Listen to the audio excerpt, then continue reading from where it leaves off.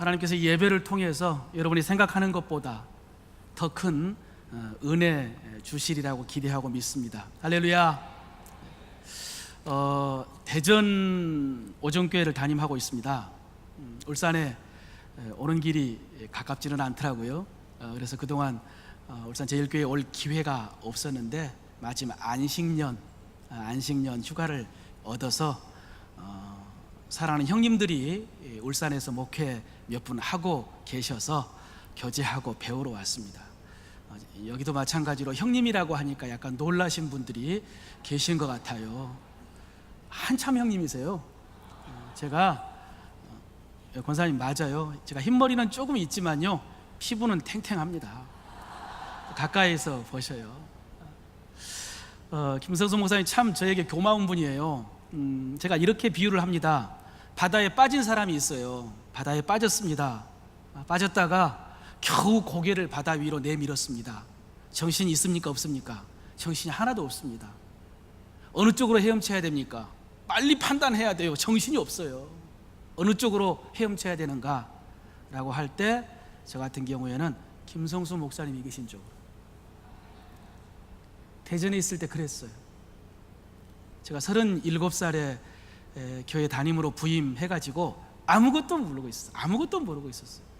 그런데 김성수 목사님이 형님으로 선배로 목회하는 거 잘 가르쳐 주셨어요. 그래서 헤매는 거 티 내지 않고 제가 오정교회 목회할 수가 있었어요. 그런데 김성수 목사님이 금방 또 떠나셨어요. 대전에서 울산으로 모셔가셨어요. 그래서 제가 그 뒤로 또 많이 헤맸었습니다. 지금까지 가까이 계셨으면 참 좋을 뻔했는데 하나님의 뜻이었죠. 제가 두 번째 안식년을 맞아가지고 이렇게 울산에 왔는데, 사실은 김성성 목사님 전하는 말씀 들으면서 배워야 되는 게 맞아요. 그런데 또 하나님께서 말씀 전하라고 하셔서 특별히 우리 연합구역 예배 위에서 말씀 전해주려고 부탁해서 순종해서 이 시간 말씀을 전합니다. 여러분, 이 말씀이 여러분의 믿음을 세우고 여러분의 구역과 교회를 세우는 말씀이 될 줄로 저는 믿습니다. 여러분도 믿으시길 바랍니다. 저희 교회는 1년에 2차례씩 새가족 환영회가 있습니다. 상반기에 한 번, 하반기에 한 번 있습니다. 그 시간에 몇 가지 특별한 순서가 있는데요, 그 중에 가장 은혜가 되고 그리고 유익한 시간은 새가족들의 30초 스피치 시간입니다. 30초. 우리 교회에 등록한 새가족들이 다 나와서 한 사람씩 마이크를 잡고 우리 교회에 어떻게 오게 되었는가, 와 봤더니 느낌이 어떻던가, 그리고 앞으로 어떻게 신앙생활하고 싶은가, 이것을 30초 안에 발표하는 시간이 있어요. 등록하신 분이 다 나오는 거예요. 엄밀하게 말하면 등록하시고 저랑 같이 새가족 확신반이라고 4주 공부하신 분들이에요. 주로 그분들입니다. 그래서 쫙 이야기를 하시면 아무래도 우리 교회를 다니겠다고 등록을 하신 분들이기 때문에 그분들이 우리 교회에 와서 느꼈던 좋은 점을 말씀을 하셔요. 여러분, 좋으니까 등록했겠죠. 그죠? 그냥 전도되어 가지고 왔을 때 지루하고 힘들면 등록했겠어요. 뭔가 좋은 게 있으니까 등록을 했겠죠. 그래서 그분들이 주로 이런 말씀을 하십니다. 우리 교회 분위기가 참 따뜻했다. 또 교인들이 참 친절하더라. 정말 친절하더라. 어떤 분들은 국수가 맛이 있어서 등록했다는 분도 계세요. 그건 사실입니다. 국수 참 맛있거든요. 목사님 설교가 은혜가 됐습니다 라고 이렇게 이야기를 하시면서 여러분 도와주시면 앞으로 신앙생활 잘하겠습니다 라고 다 이야기를 하시는데, 그 이야기 들을 때에 저만 그런 게 아니라 모든 교인들이 얼마나 좋은지 몰라요. 새가족이 와서 좋은데 그분들이 나도 잘 모르고 있는 우리 교회가 얼마나 좋은 교회인가를 말하는 거예요. 듣고 보니 정말 그런 거예요. 우리 교회 참 좋은 교회구나, 또 하나님께서 좋은 교인 보내주셨구나 해서요, 은혜가 되고 마음이 넉넉해요. 야, 참 좋은 분 오셨다. 그런데 시간이 좀 지나다 보면, 여러분, 모든 일은요 시간이 좀 지나 봐야 돼요. 시간이 지나고 이분들이 교회에 다니면서 이런저런 성도들 만나고 교제도 하고 또 모임도 참석하고 어떤 분들은 사역팀에 들어가서 봉사도 또 빨리 시작하신 분들도 있어요. 그렇게 하는데 그런데 어느 순간 보면 잠깐 지나칠 때도 그분들의 얼굴이 약간 어두워져 있는 것 같고, 이 자리에서 예배를 인도하면서 이렇게 딱 보는데 그전에는 분명히 앞쪽에 와가지고 열정적으로 예배를 드렸는데 어느 순간 저리 뒤쪽으로 가다 2층 가 계시기도 하고, 예. 그리고 또 띄엄띄엄 참석도 하고, 그러다가 어느 순간 보이지 않는 분들도 계세요. 보이지 않는 분들. 새로 오신 지 1년 안에 있는 분들만이 아니에요. 3년, 5년, 어떤 분들은요 10년 되셨어도. 제가 대전 오정교회 간 지 14년 되는데요, 10년이 되신 분도 이렇게 지내다가 어느 순간 주저앉아 있고 물러나 있다가 떠나시기도 하더라고요. 참 마음이 아프죠. 근데 여러분, 이런 모습이 저희 오정교회만의 모습은 아닐 거라고 저는 생각합니다. 아마 울산 제1교회에도 아마 그런 부분이 분명히 있고 그것 때문에 가슴 아파하는 분들이 계실 거라고 생각이 돼요. 여기에는 여러 가지 문제가 있어요. 사실은 하나하나 한 분 한 분 보면요 여러 가지 사정이 있는데 아마 가장 큰 이유는 인간관계 때문일 거예요. 더 쉽게 말씀드리면 상처받은 거예요. 교회 다니다가 상처받은 거예요. 더 노골적으로 말씀드리면은 누가 뭐라고 한 거예요. 누가 뭐라고 하는 소리를 들었어요. 또 신앙생활 하는 모습 보면서 실망하기도 하고 낙심하기도 하고, 그래서 주저앉아 있거나 물러가 있거나 아니면 떠나기도 하고. 여러분, 우리가 신앙생활을 하는 것은 하나님을 믿고 섬기는 것입니다. 그렇죠? 그런데 그 신앙생활을 우리는 교회를 중심으로 할 수밖에 없어요. 그죠? 그러다 보니까 하나님을 섬긴다고 하지만 인간관계가 중요해요. 인간관계 때문에 신앙생활에 영향을 많이 받아요. 그런데 그 관계가요, 아까 말씀드린 것처럼 처음 교회에 왔을 때 새 가족일 때는 서로 피차 잘 모르거든요. 잘 모르니까 어떻게 합니까? 조심한 거예요. 조심. 잘 모르니까 조심하고, 잘 알지 못하기 때문에 판단이나 평가도 잘 안 해요. 그리고 새로 오셨으니까 또 친절하게 배려도 하고 도와주기도 하고, 처음에는 그런단 말이에요. 그런데 어떻게 해요? 시간이 좀 지나면, 시간이 지나다 보면 이제 조금씩 접촉하고 알게 되고 그러면서 아, 이런 사람이구나 하고 알게도 되고, 무엇보다도 나도 어떤 사람인가가 또 알려지기도 하는 거예요. 근데 내가 좀 감추고 싶었던, 숨기고 싶었던 약점이나 단점이나 좋지 않은 일도 여러분 알려지게 되어 있어요. 그게 조금 힘들죠. 그죠? 그러다가 갈등이 생기기도 해요. 예, 마음이 안 맞아요. 심한 경우에는 다투기도 해요. 봉사하다가. 그럼 어떡합니까? 그렇다고 뭐 또 관계를 끊을 수도 없고 또 뭐 떠날 수도 없고, 그래서 이제 그때부터 노력을 하는 거죠. 참기도 하고 이해하려고 노력도 하고 기도도 하고, 그죠? 그러는데 시간이 또 지나면 그래도 잘 안 되는 것 같아요. 예, 골은 깊어지고 거리는 멀어지고, 아, 노력해도 안 되나 보다 싶어서 힘들어서 주저앉고 떠나는 경우가 있는 것 같아요. 여러분, 이것은 각각 개인의 문제이면서 동시에 교회 문제입니다. 교회 문제예요. 신약에 나와 있는 교회가 있잖아요. 예루살렘 교회에서부터 그 수많은 초대 교회에 이런 인간관계로 인한 문제가 참 많았어요. 다 있었어요. 사도들이 그런 문제를 해결하기 위해서 편지를 썼습니다. 그게 오늘날 신약 성경으로 남아 있습니다. 그러니까 어떤 신학의 문제, 어떤 구원의 문제, 이단의 문제, 이런 문제뿐만 아니라 인간관계 때문에 문제가 많았어요. 그래서 편지를 썼단 말이죠. 권면하면서. 근데 여러분, 그 사도들의 신약의 편지들은 그 관점이 주로 은혜의 관점에 의해서 권면하는 거예요. 은혜의 관점. 쉽게 말씀드리면 하나님께서 예수 그리스도를 통해서 우리에게 은혜를 베풀어 주셨지 않습니까? 그러니까 여러분도 다른 사람에게 그 은혜 베풀어 주십시오. 그러니까 주 안에서 하나 되십시오. 성령이 하나 되게 하신 것을 힘써 지키십시오. 주님이 우리를 용서하신 것처럼 여러분도 주 안에서 용서하십시오. 이게 은혜의 관점이에요. 신약 성경 은혜가 되죠. 그 말씀을 힘입어서 더 노력하게 되죠. 근데 이제 오늘 읽어주신 이 말씀은 그런 신약의 은혜의 관점이 아니고 구약의 지혜의 관점이에요. 관점이 조금 다릅니다. 구약의 말씀이니까. 솔로몬이 지혜의 관점에서 아까 그 인간관계의 어려움, 그 어려움에 대해서 이야기를 해 주는 거예요. 자, 읽어볼게요. 16절 한번 읽읍시다. 여러분, 성경 화면에 말씀이 없으니까 그냥 성경 보고 읽겠습니다. 16절 시작. 지나치게 의인이 되지도 말며 지나치게 지혜자도 되지 말라. 어찌하여 스스로 패망하게 하겠느냐. 이거 처음 읽으면 알듯 말듯 이게 오묘한 말씀인데, 여기서 핵심이 뭐냐면 지나치게 의인이 되지 말고 지나치게 지혜자가 되지 말라. 여러분, 이 말씀을 잘못 해석하면요, 그러니까 적당히 살아라, 그렇게 오해할 수가 있어요. 근데 여러분, 적당히 살라 그 말씀 절대로 아닙니다.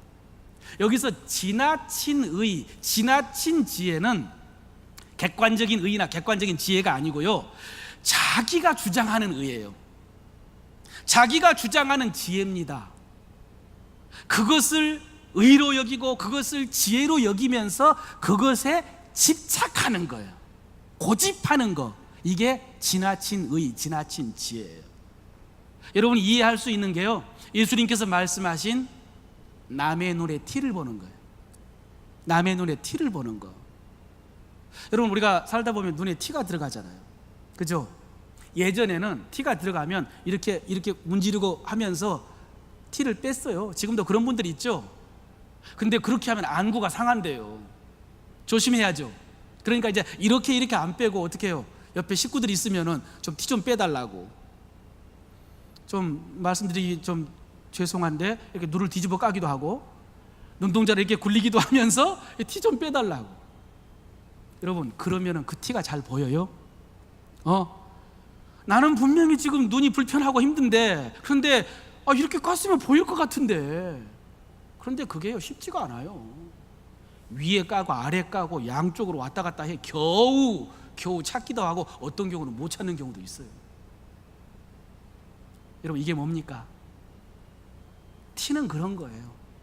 티는 정말 작은 거, 정말 작은 거예요. 찾기 어려운 거. 근데 예수님께서 말씀하신 티는요, 이 티가 아니고 뭐예요? 그 사람의 허물이잖아요. 그죠? 그 사람의 단점이잖아요. 그죠? 잘못된 거잖아요. 그러니까 예수님 말씀하신 티는요, 티끌만한 허물입니다. 정말 작은 허물이에요. 작은 허물. 그런데 그 작은 허물을 발견하고 그것을 가지고 판단하고 그것을 지적하는 거, 여러분, 이건 뭡니까? 생각해 보세요. 여러분, 찾으려고 애를 써도 찾기 어려운 그 정도의 작은 허물을 발견하고 그래서 지적하고 판단하고 요구하고, 여러분, 이건 뭡니까? 진정한 능력자죠.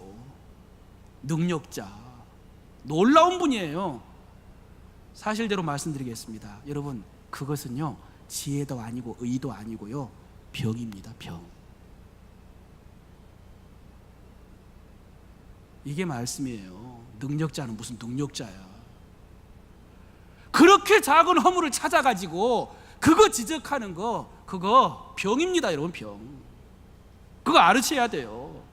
이것이 지나치게 의인이 되는 거예요. 이것이 지나치게 지혜자가 되는 거예요. 여러분, 그러지 말라고 하십니다. 성경 말씀입니다. 그러지 말라고 하십니다. 우리가 가끔 쓰는 말 중에 이런 말이 있습니다. 물이 너무 맑으면 어떻대요? 고기가 살기 어렵대요. 그런 말씀 아시죠? 한자어로 보니까요, 수지청, 청, 즉, 무어라는 말이에요. 수지청, 즉, 무어. 여러분, 이 말을 여러분 어떻게 이해하고 계세요? 물이 맑으면 고기가 살지 못하는 법이야. 어떻게 이해하고 계십니까? 자장이라는 공자의 제자가 관직에 오르게 되었을 때 스승을 찾아와서 어떻게 하면 그 관직을 잘 감당할 수 있을까요? 라고 물었을 때에 공자가 가르쳐준 가르침 가운데에 한 구절이래요. 여러분, 이 말은요, 물이 너무 맑으면 물고기가 살 수 없는 것처럼 사람도 적당하게 타협하고 그러면서 살아야 된다, 그런 뜻 아닙니다. 그런 뜻 아니더라고요. 물은 맑을수록 좋고 사람은 깨끗할수록 좋아요. 공자가 말한 전체 문장이 이렇습니다. 수지청 즉 무어, 물이 너무 맑으면 고기가 없는 것처럼 인지찰 즉 무도, 인지찰, 사람을 지나치게 살피면 즉 무도, 따르는 사람이 없다. 그럼 그 직분 잘 감당하지 못한다, 그런 뜻이에요. 사람을 지나치게 살피면. 오늘 본문에 지나치게 의인이 되지 말라라는 말씀과 똑같은 말씀입니다. 예수님이 비유하신 남의 눈에 티 보려고 하지 마라, 그 말씀하고 똑같은 말씀. 여러분, 다른 사람의 티까지 살펴서 그거 판단하고 지적하면, 그렇게 살면 여러분 숨이나 제대로 쉴 수 있겠습니까? 내 티를 찾아내는데, 티끌 같은 잘못을 지적하는데 제가 그 앞에서 숨이나 쉴 수 있겠습니까? 여러분 어떠세요? 그런 사람 가까이 할 수 있겠습니까? 입장 바꿔놓고 생각해도 마찬가지예요. 나의 티를 그렇게 찾아가지고 지적하는 사람 앞에요, 서기 힘들어요. 그런 사람과 가까이 하기 힘들어요. 근데 반대로 만약에 내가 그런 사람이라면, 내가 능력자가 돼가지고 티 하나하나 찾아가지고 그거 지적하면서 바꾸라고 하고 고치라고 하고 내가 그런 사람이라면, 나도 그런 사람과 함께 또 하기가 쉽겠어요? 허물이 그렇게 많은데? 사람들이 나를 피하는데 내가 가까이 할 수 있는 사람이 있겠습니까, 여러분?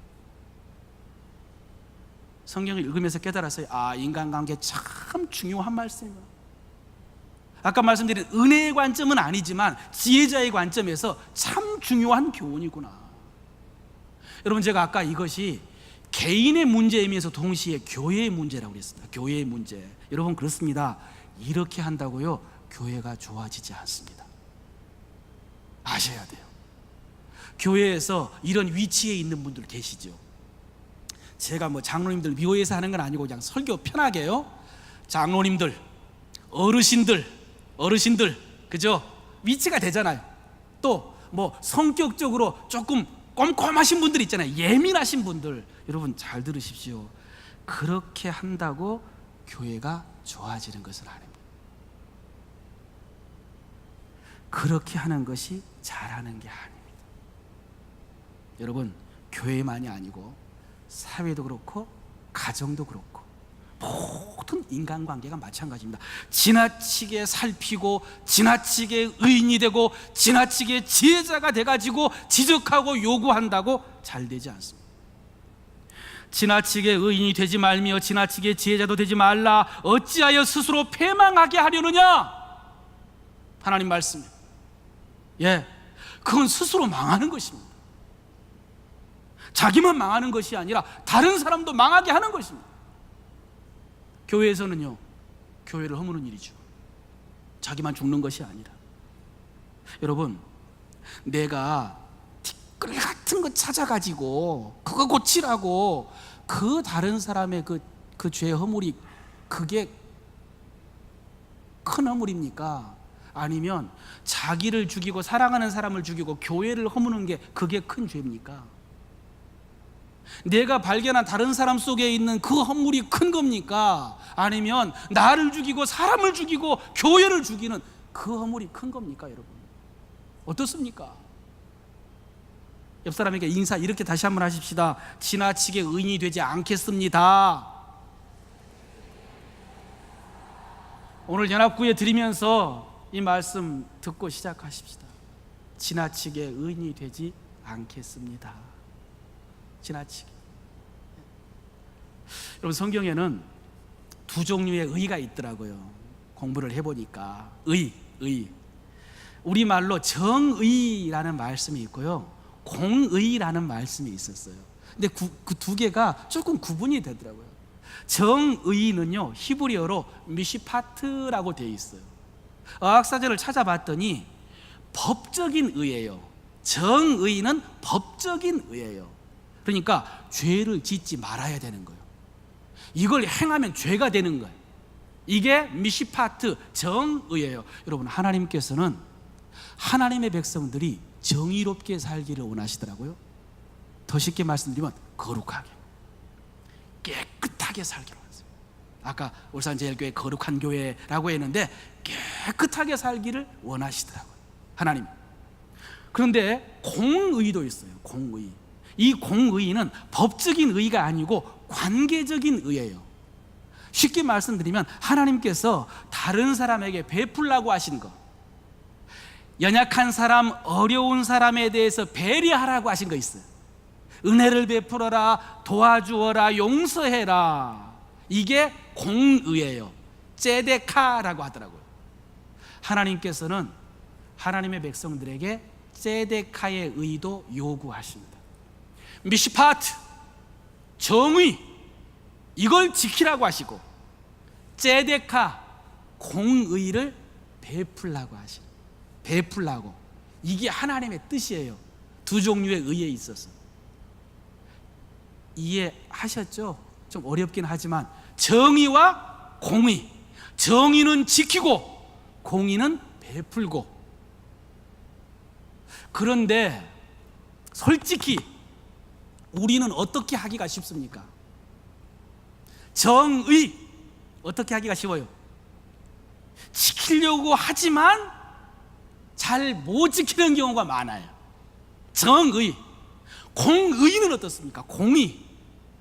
베풀어야 됨을 알면서도 또 이거 못 베풀어요. 또 다른 사람 불쌍히 여기기가 쉽지가 않아요. 은혜 베풀고 도와주기가 이게 쉽지가 않아요.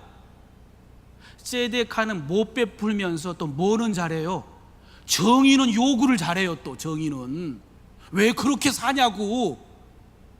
그러니까 하나님은 정의를 지키고 공의를 베풀며 살기를 원하신다고 했는데, 그런데 우리는 정의는 지키지도 못하면서 공의도 행하지도 못하고, 그러면서 다른 사람에게 정의는 요구한단 말이에요. 완전히 반대로 하기가 쉽습니다. 자, 여러분 묻겠습니다. 왜 그럴까요? 너무 어려운 질문이에요. 여러분 왜 그렇습니까? 저에게 묻겠습니다. 왜 그러냐? 왜 그러냐? 이런저런 이유를 생각할 수도 있고 또 핑계할 수도 있겠지만요, 성경 오늘 18절 읽어볼게요. 18절 읽겠습니다. 시작. 너는 이것도 잡으며 저것도 내 손을 놓지 아니하는 것이 좋으니 하나님을 경외하는 자는 이 모든 것에서 벗어날 것입니다. 이거 설명 다 하면 졸음 올 것 같은데 간단하게 말씀드리면요, 하나님 경외하지 않기 때문이랍니다. 하나님 경외하지 않기 때문에 정의를 행하지 않고 공의를 베풀지 않는 거래요.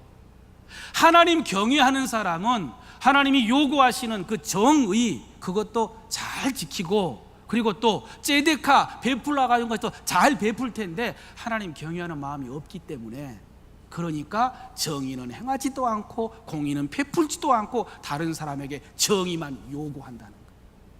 하나님 말씀입니다. 하나님 경외하지 않기 때문에.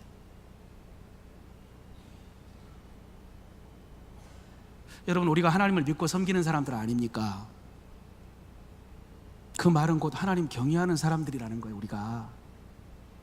근데 하나님 경외한다고 하면서도 실제로 우리가 관계 속에서 나타내는 모습은 하나님 경외하지 않는 모습이에요. 근데 오늘 20절에 이런 말씀이 있어요. 선을 행하고 전혀 죄를 범하지 않는 의인은 세상에 없기 때문이다. 이런 말씀이 있어요. 여러분, 죄를 범하지 않은 사람은 아무도 없대요. 정의를 다 행하는 사람은요, 아무도 없대요. 다 인정하는 부분이죠? 나는 왜 그거 다 행하지도 못하면서 다른 사람 그렇게 지적합니까? 왜 다른 사람 지적하면서 요구합니까? 하나님 경외함이 없기 때문에, 하나님 무서운 줄 모르기 때문에. 사랑하는 울산제일교회 성도 여러분, 하나님 경외합시다. 하나님 경외합시다. 하나님 무서운 줄 알고 정의를 행합시다. 애써서 그리고 공의 베풀라고 하셨으니까 베풉시다. 작은 흠을 찾아가지고 정죄하지 말고. 예. 마지막으로 오늘 솔로몬이 전도자가 이것을 가르치면서 적용을 하는 게 있어요. 적용. 아주 구체적으로. 그게 21절 말씀이 있어요. 적용입니다. 읽겠습니다. 시작. 또한 사람들이 하는 모든 말에 내 마음을 두지 말라. 그리하면 네 종이 너를 저주하는 것을 듣지 아니하리라. 여러분, 이 말씀이요, 앞에서 지나치게 의인이 되지 말라라고 하신 말씀의 어떤 연장이면서 동시에 적용이에요. 적용. 솔로몬이 무엇으로 적용을 하냐면 말 듣고 말하는 것으로 적용을 합니다. 구역예배 드리는데 중요하죠. 여러분, 우리가 살면서 다른 사람이 말하는 것을 들을 때가 있어요. 나에 대해서 말하는 것. 어떤 사람이 내 앞에서 나에게 말하는 것을 들을 때가 있죠. 그죠? 또 다른 사람이 하는 말을 전해 들을 때가 있어요. 나에 대해서 누가 이런 말을 하는 것을 전해 들을 때가 있어요. 여러분, 그렇죠? 근데 여기에서 여러분 생각해 보세요. 지나치게 의인이 되는 것은 뭘까요? 누군가 나한테 말을 하고 누가 나한테 전해주고 이런 이 관점에서 여기서 지나치게 의인이 되는 거, 이 뭘까요? 오늘 성경이 말합니다. 사람들이 하는 말을 다 들으려고 하는 거예요. 이 사람이 뭐라고 했는가? 저 사람은 나에게 뭐라고 했는가? 저 사람은 또 나에게 뭐라고 했는가? 이걸 다 들으려고 하는 거, 여러분, 이거 욕심입니다. 이건 지나치게 의인이 되려고 하는 거예요. 더 중요한 거, 그 사람들이 하는 그 말들이 다 좋은 말이기를 바라는 거. 나에게 다 모든 사람이 좋은 말 해주기를 바라고 기대하는 거. 여러분, 이게 지나치게 의인이 되는 겁니다. 이게 적용이에요. 이게 그러지 말라고 하셨어요. 다 들으려고 하지 마라. 다 좋은 말 해줄 것이라고 기대하지 마라. 지나치게 의인이 되지 마라. 여러분, 생각해 보세요. 여러분에 대해서 다른 사람이 하는 말을 다 듣는다면 그 말들 중에 좋은 말이 더 많을까요? 좋지 않는 말이 더 많을까요? 어떠세요? 그렇게 또 함부로 말씀하지 마세요. 사람에 따라 다르겠죠. 그죠? 그렇다면 여러분은 다른 사람에 대해서 말할 때에 칭찬을 더 많이 합니까? 아니면 뒷담화라 그러죠, 비난하고 비판하는 말을 더 많이 합니까? 어떠세요? 이것도 뭐 사람에 따라 다르겠죠. 뭐 어떤 사람은 칭찬을 많이 하는 사람도 있지만 또 어떤 사람은 맨날 사람에 따라 다르겠죠. 그렇다면 여러분 중에 다른 사람에 대해서 좋은 말만 하는 사람 계십니까? 좋은 말만? 나쁜 말은 한마디도 안 하고 말할 때마다 사람의 좋은 말만? 그 비슷한 분은 혹시 계실 수 있겠어요? 사람 참 좋아. 그래서 입만 열면 칭찬하는 거예요. 좋은 말만 하는 거예요. 나쁜 말 한 말 들어본 적이 없어요. 여러분이 그렇게 판단하는 분이 계실지 모르겠지만 성경은 말씀하십니다. 너도 가끔 사람을 저주하였다는 것을 네 마음도 알고 있느니라. 좋은 말만 하는 사람은 없어요. 여러분 보기에 그런 분이 계실지 모르겠지만요, 그 사람도 속으로는 다 그렇지 않아요. 딴 데 가가지고는 또 나쁜 말, 좋지 않는 말, 비난하는 말도 하고 그래요. 다 인정하실 거예요. 방금 고개다 끄덕이셨어요. 너도 가끔은 다른 사람 험담한다는 것을 네 마음이 알고 있느니라. 아멘이죠? 아멘이죠. 근데 여러분이 그런 말 들었을 때 마음이 어떻던가요? 좋지 않는 말, 험담, 뒷담화, 비난하는 말, 남이 나에게 지적하는 말 들었을 때 그때 여러분 마음이 어떻던가요? 아무렇지도 않던가요? 그래요? 나에 대해서 나쁘게 말하는 그 소리 들은 다음에 그 사람 만났을 때 그 사람 잘 들 수 있던가요? 어때요, 여러분? 쉽지 않죠. 절대 쉽지 않습니다. 사람은 기계가 아니거든요. 제가 설교 준비 안 한 이야기인데 지금 막 생각이 나서 3줄만 이야기할게요. 여러분, 담임 목사는요, 안테나가 굉장히 높아요. 지금 김성선 목사님하고 이런 이야기 나눈 적은 없는데 안테나가 굉장히 높아가지고요, 교회 안에서 나온 이야기들이 가장 많이 알고 있는 분이 담임 목사님이에요. 여러분, 부부가 침실에서 하는 이야기도 들을 수 있어요. 안기부 버금가는 정보력입니다. 많은 성도들이 목사님 고생하신다, 감사하다, 잘하신다 라고 하지만 다 그런 건 아니에요. 그런 소리도 다 들어요. 집에서, 선교회에서, 구역에서, 모임 가운데서 목사님에 대해서 이러쿵저러쿵 하는 소리도 다 들려요. 여러분, 목사인 제가요, 목사이면서 인간인지라 그런 소리 들은 다음에 그분들에게 잘해주기가 쉽지가 않아요. 죄송합니다. 김성수 목사님 이야기가 제 이야기예요. 쉽지가 않아요. 그래서 이 자리에서 부르짖어 기도한 다음에 그 다음에 겨우 그분들 만날 수 있는 것이고, 양이라고 목회할 수 있는 것이고, 사랑할 수 있는 거예요. 무릎 꿇고 부르짖어서 가능한 일이에요. 여러분, 모든 성도들의 일인데 이게 쉽지가 않죠. 좋지 않는 말 듣고 다음에 잘 지내기가 쉽지 않다니까요. 깨지고 갈라지고 멀어지고 떠나고 이러기가 쉽지, 주님 말씀하신 말씀을 따라서 사랑하면서 용서하면서 교제하고 잘 지내기가 이게 쉽지가 않다고요. 이게 쉽지가 않아요. 나는 잘했는데, 나는 한다고 참 도와줬는데 나중에 그런 말 들어서 배신감 때문에 상처받은 경우도 많습니다. 그래서 오늘 솔로몬이 먼저 뭐라고 했느냐? 모든 말 다 들으려고 하지 마라. 아멘 하셨어요? 그렇게 하시기 바랍니다. 다 들으려고 하지 마세요. 좋은 말만 들을 수 없어요. 좋은 말만 하는 사람 없어요. 그러니까 다 들으려고 하지 마세요. 더 한 걸음 나아가서 나에게 와가지고 남의 말, 좋지 않는 말 자주 전해주는 사람 있잖아요. 주변에 전해주니까 듣는 것이죠. 그죠? 그 사람 좀 멀리 하십시오. 그 사람을 조금 멀리 하지 않으면 계속 듣게 되는 거예요. 계속. 떠나라는 이야기 아니에요. 바울도 그랬잖아요. 지구를 떠나라는 이야기는 아니다. 관계를 끊으라는 이야기가 아니에요. 그러나 피차 노력해서 조금 멀리 해야 돼요. 그런 말 하는 횟수를 줄여야 되는 거예요.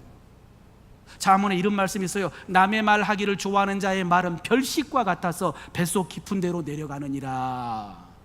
여러분, 이 말씀은요, 남의 말 하는 거, 남의 말 듣는 거, 이게 얼마나 큰 유혹인가를 말해주는 거예요. 별식과 같아요. 별식과 같아요. 남의 비밀을 알고, 남이 모르는 이야기를 내가 알고, 남의 허물을 알면요, 그게 막 너무 맛있는 거예요. 쏙 들어간대요. 그런데 오늘 솔로몬이 경고합니다. 같은 말씀이에요. 어찌하여 스스로 패망하게 하겠느냐? 어찌하여 기한전에 죽으려고 하느냐? 어찌하여 죽으려고 그러느냐? 별식인 줄 알았는데 독약이에요. 독약. 좋은 줄 알았는데, 그런데 그게 나를 죽이는 거라고요. 나만 죽입니까? 사랑하는 사람들도 죽이죠. 곁에 있는 사람들도. 사람만 죽입니까? 이어지는 교회를 허무는 것이죠. 제가 목사로서 목회하면서 뒤에 알게 된 딜레마가 이것입니다. 딜레마가 뭐냐? 교회 안에서 성도의 교제, 성도들과 함께 나누면서 교제하면서, 그래서 서로 믿음을 세우고 교회 봉사하고 교회를 세우라고, 그게 성도의 교제의 목적인데, 그런데 성도의 교제가 그렇게 서로를 세우고 교회를 세우는 것이 아니라 반대로 자기도 죽고 상대방도 죽고 교회도 허무는 그런 결과를 낳는 것이 목사로서의 딜레마예요. 딜레마. 두 성도가 만나가지고 교제하고 있는 모습을 보면은 목사로서 참 흐뭇하고, 야, 정말 잘 되겠다라고 해야 되는데, 현실적으로는요, 어떡하지? 잘못되면 안 되는데, 저분 입이 보통 입이 아닌데, 걱정이 먼저 되는 게 목사의 딜레마예요. 그런데 목회자들과 만나서 이야기해 보니까요, 다 마찬가지예요. 다 걱정이에요. 말씀 마치겠습니다. 설교 마치면서 이런 고민합니다. 오늘 말씀 연합구역예배 시작한다고 하니까 마음에 새기시기를 바랍니다. 여러분, 구역예배 하면서 이 말 저 말 들으려고 하지 마십시오. 예, 구역예배 하면서 이 말 저 말 막 다른 사람 말 다 들으려고 하지 마세요. 좋은 말보다 좋지 않는 말 들을 가능성이 많고요, 그게 내 마음을 상하게 하고 관계를 깨뜨릴 가능성이 많습니다. 지혜자가 말합니다. 그리고 여러분에게 좋지 않는 말 해주는 사람 좀 멀리 하십시오. 여러분이 가까이 하지 마세요. 예, 들으려고 애쓰지 마세요. 한 가지 더, 혹시 나에 대해서 좋지 않는 말 들었을 때 이거 힘들거든요. 이거 그때 아까 말씀 지나치게 의인이 되지 마십시오.